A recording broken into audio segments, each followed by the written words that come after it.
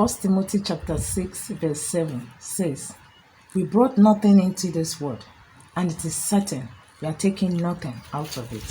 And it is actually true. But do you know that there is something we are taking out of this world? Ask me what.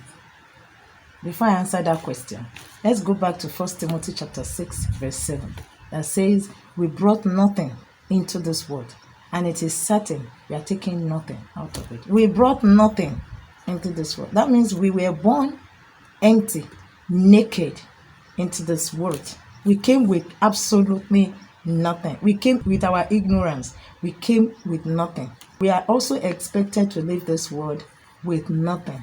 Despite everything we must have acquired in life, we are to leave this world as well with nothing. We all are born into sin. We carry this sinful Adamic nature all around.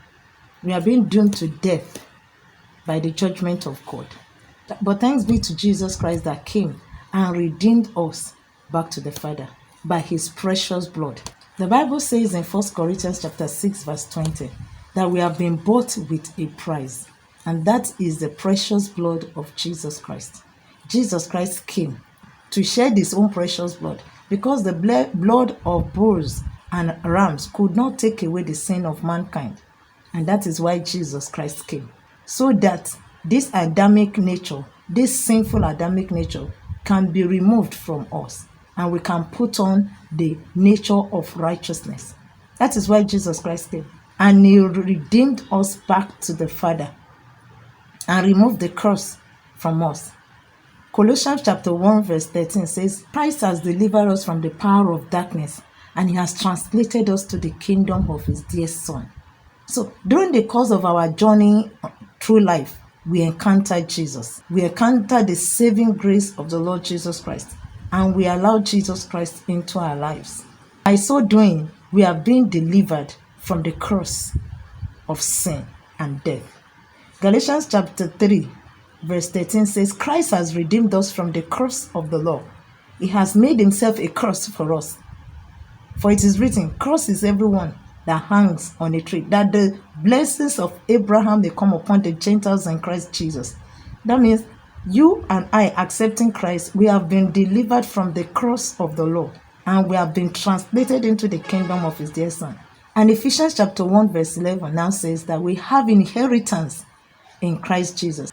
We did not come to this world with salvation. We came into this world in sin. We were born into sin. By the time you give your life to Jesus, encounter Jesus, and have a relationship with him, that is what will be our gain at the end of the day. Remember, Ephesians chapter 1 verse 11 says, we have inheritance in Christ Jesus. So by the time you give your life to Christ Jesus, you have an inheritance with him. You have been redeemed from the curse of the law, and you have been bought with his own blood as the price for sin and death. And you have hope in Christ Jesus, that by the time you leave this world, you are gaining something, and that is your salvation. Your salvation, my dear, will be your only gain in this world. Because your salvation is even more than money, is more than land, is more than marriage, is more than prosperity, is more than anything you can think of. The salvation of your soul is key, both in the physical realm and in the spiritual realm. Why? Because your soul is going to live longer than your flesh. So you live in this world, you are living with a king, and that is your relationship with Jesus. So the question now is, what is your relationship with Jesus?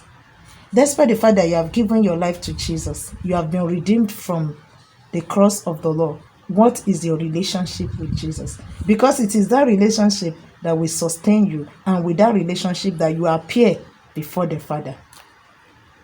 Stop saying it is a lie. It is the truth. Take care of your relationship with God. And how can you have a relationship with God? I've said it so many times in my videos. The studying of the word of God. The scripture says, study to show yourself approved unto God. Study. And the scripture also says, my people perish because of lack of knowledge. Knowledge of what? The word of God. Most of us as Christians, we don't even know the scripture. We don't even have time for the Bible. But we have time for social medias. We have time to go through our phones from morning till midnight. We watch films. We watch video. We do so many things with our phones. But that means you have more relationship with your phone than relationship with God. Because the Bible is the only way by which you can have relationship with your God. And this relationship is what matters.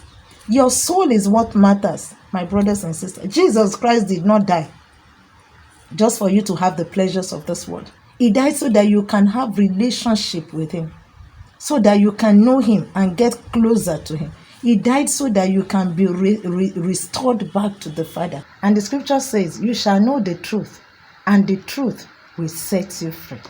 So the knowledge of the word of God is key in your relationship with God.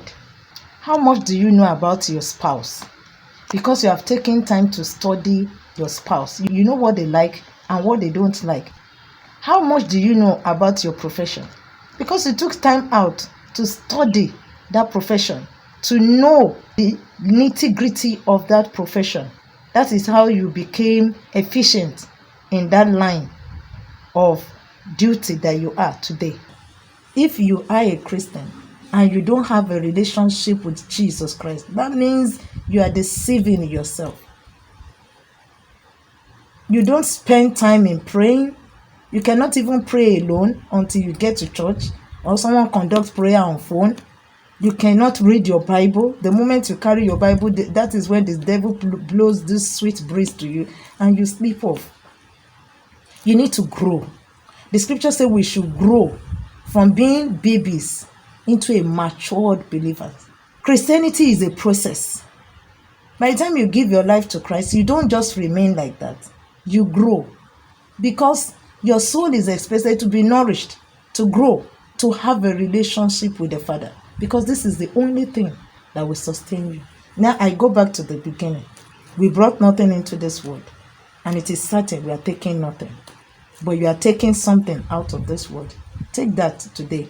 And that is the salvation of your soul. That is your relationship with Jesus. That will be your only gain in this world. Is what you will use as your passport to appear before the Almighty God. And remember, by the time we appear before him for judgment, what are you going to give as an account of your life?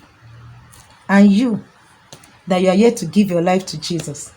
Because everything you hear about Jesus, you say it is a lie. It is a lie. It is a lie. By the time you leave this world, you close your eyes and say bye-bye to this world. And you find out that what you've been hearing about Jesus is actually true.